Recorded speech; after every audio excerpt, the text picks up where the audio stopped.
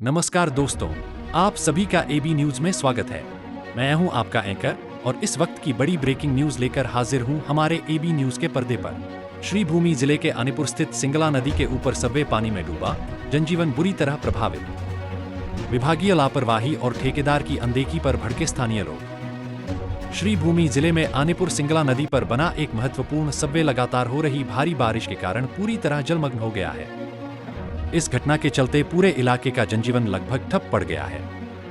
रोजमर्रा के आवागमन, शिक्षा, स्वास्थ्य सेवाओं और आवश्यक कार्यों के लिए इस सबवे पर निर्भर रहने वाले हजारों लोग आज भारी परेशानियों का सामना कर रहे हैं। स्थानीय लोगों का आरोप है कि इस सबवे के निर्माण में लंबे समय से खामियां और अव्यवस्थाएं बनी हुई थीं।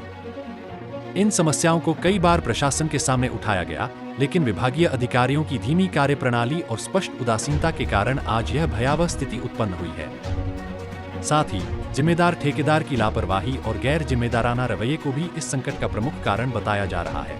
स्थानीय निवासियों का कहना है कि यदि बरसात के मौसम से पहले ही उचित मरम्मत और आवश्यक एहतियाती कदम उठाए गए होते तो आज लोगों को इस तरह की परेशानी का सामना नहीं करना पड़ता।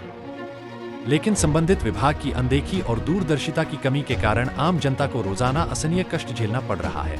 खास तौर पर स्कूल कॉलेज के छात्र छात्राएं, मरीज और आपातकालीन कार्यों से जुड़े लोग सबसे अधिक प्रभावित हो रहे हैं। वैकल्पिक रास्तों का उपयोग करने के लिए कई लोगों को अतिरिक्त कई किलोमीटर का चक्कर लगाना पड़ रहा है, जिससे समय और धन दोनों की बर्बादी हो रही है। गुस्साए स्थानीय लोगों ने साफ तौर पर कहा है कि अब विकास के नाम पर सिर्फ आश्वासन नहीं, बल्कि ठोस कार्रवाई की जरूरत है। उन्होंने मांग की है कि सबवे की तुरंत मरम्मत कर सुरक्षित आवागमन सुनिश्चित किया जाए और इस लापरवाही के लिए जिम्मेदार अधिकारियों और ठेकेदार के खिलाफ सख्त कार्रवाई की जाए। अब देखने वाली बात यह होगी कि प्रशासन इस गंभीर स्थिति को कितनी जल्दी समझते हुए ठोस कदम उठाता है और लोगों की इस परेशानी को दूर करने में कितना सफल होता है, क्योंकि हर बीतता हुआ पल इस क्षेत्र के लोगों के लिए मुश्किलों को और भी बढ़ा रहा है। फिलहाल के लिए बस इतना ही। हम फिर लौटेंगे कुछ और नई और महत्वपूर्ण खबरों के साथ।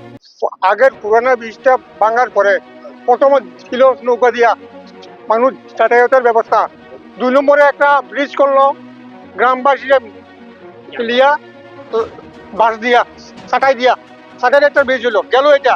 তারপরে হলো তারা ফুট ব্রিজটা আজকে জল প্লাবনের কারণে এটা গেছে গিয়া।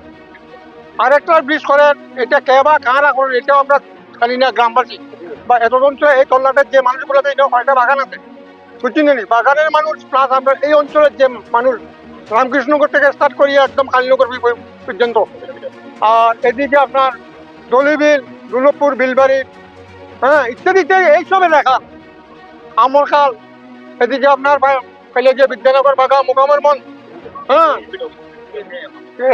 আপনার গুগগ্রাম থেকে স্টার্ট করিয়া হরিণনগর, এইসব এরিয়ার মানুষ একদম বিপন্ন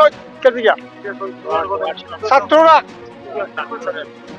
খালি ছাত্র না তো সাধারণ মানুষ তো, খালি ছাত্র না সাধারণ মানুষ পর্যন্ত।